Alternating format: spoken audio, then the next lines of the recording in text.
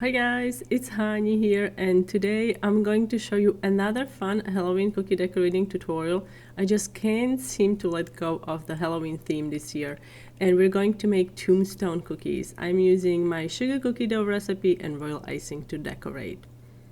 To cut out the shapes, I use this cookie cutter. Now, if you don't have this cookie cutter, no worries. I have a template in my coffee shop and you can use it to hand cut the cookies instead. And to create texture on my royal icing, I'm going to be using a piece of parchment. You want to crush the parchment to create creases and lines, and we're going to use this crumpled paper on our royal icing. It's a really fun, easy technique creating texture on royal icing. So if you haven't tried it, give it a go. It can be used on so many different designs. And now I'm going to ice the surface with 15 to 20 second consistency royal icing. You want to add a thin layer here. I didn't want to overload my top with royal icing because with the weight of the parchment I was a little concerned it's going to start oozing out from the sides. And now I'm going to just gently pat the parchment paper down so it sticks to the royal icing surface. And then it's really important to let this dry overnight before you attempt to peel the paper off. And look at this texture, isn't it cool? I absolutely love this technique. It's so fun. Here is another take. Now you can also use wax paper. However, I find with wax paper it can start tearing because it's not as strong. I find it's not as strong as parchment. Now with a scribe, you can scratch the surface of royal icing. I find this, in this case, it's a bit easier than using the marker because of the texture. And these outlines are going to be great because I'm going to be using those to pipe the border. On the bottom here, I'm going to do some stonework. So I'm creating the grout basically with black royal icing. This is piping consistency. And I'm using a piping tip here. And this is number 2. You can also use number 3, but I find it can be a bit bulky. So number 2 worked well here. Let it set maybe for 5 minutes or so, and then we can start filling the sections. You can see I'm using the nose of the piping tip to agitate the icing. And this is actually going to smooth it, and I don't have to use a scribe tool. And I'm using icing that is about 20 to 25 second consistency here.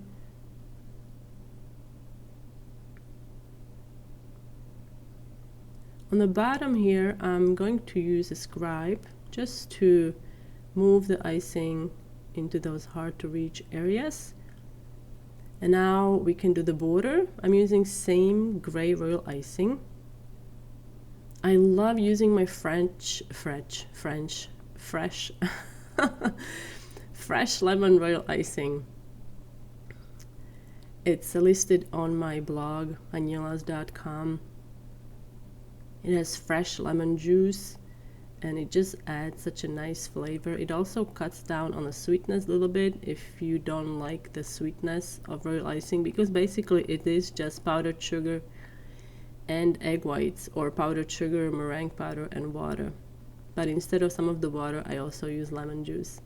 Here I'm using the same technique with the nose of the piping bag, agitating the icing and smoothing it along the way as I'm piping it, so I don't have to go around the perimeter with my scribe. I'm just gonna use it here and there to accentuate the corners if needed.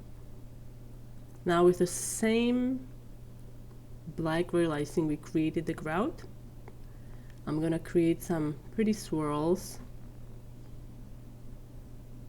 Now if you are not completely sure where to pipe the swirls, what you can do, you can use the same technique with the scribe and scratch the surface of the royal icing to give you some guidelines if that's helpful. Now we're gonna finish it on this side. I'm going to let this swirl work dry, and then we're gonna paint it with some silver luster dust, or if you have silver paint you can use that. That's what I will be using. Now we have to let this dry, and now I'm gonna create another texture here. Like we didn't have enough texture in this on this cookie. So I'm using my gray royal icing, just a little bit of gray royal icing, and a coarse paintbrush to create texture. You don't need to add too much icing. Little icing goes a long way.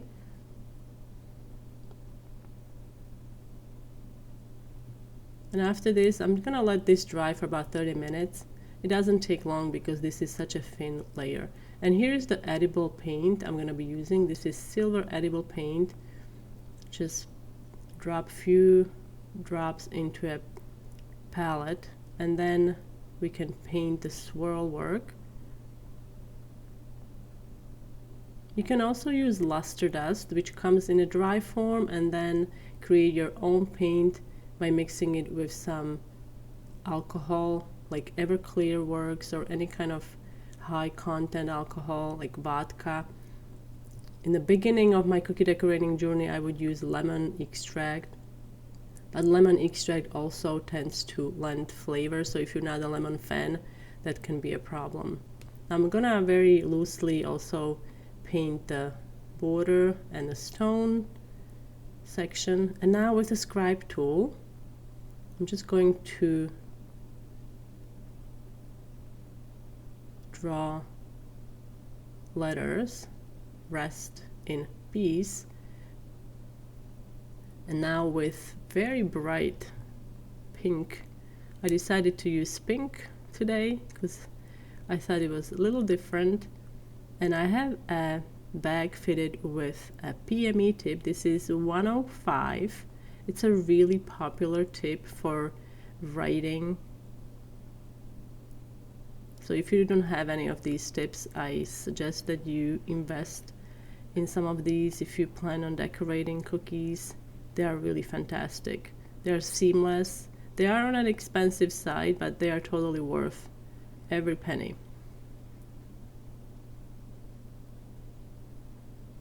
Alright, so now I'm going to just dust it with some diamond dust to give it some shine. Now to create the skull, I use this mold. It's available most of the time around the Halloween at dollar store, and I sprayed it with nonstick spray, and then I pushed my cookie dough into the cavities. I froze it, and then once unmolded, I trimmed it down a bit. I didn't want it to be too bulky, and then I baked it off like you would usually bake your cookies. Now in this case, try to omit baking powder in your cookie dough if you plan on using any kind of mold with the cookie dough. Now I'm gonna brush some bright electric pink on my skull. This is about 10-second consistency, and I'm just gonna let this dry, and then we'll add the details.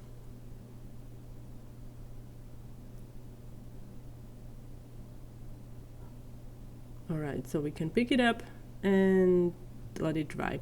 Now to create some drama on my skull, I'm using petal dust. This is gray petal dust, and I'm just gonna add some onto the eye cavity and then gently swirl it around, and also add some onto the teeth.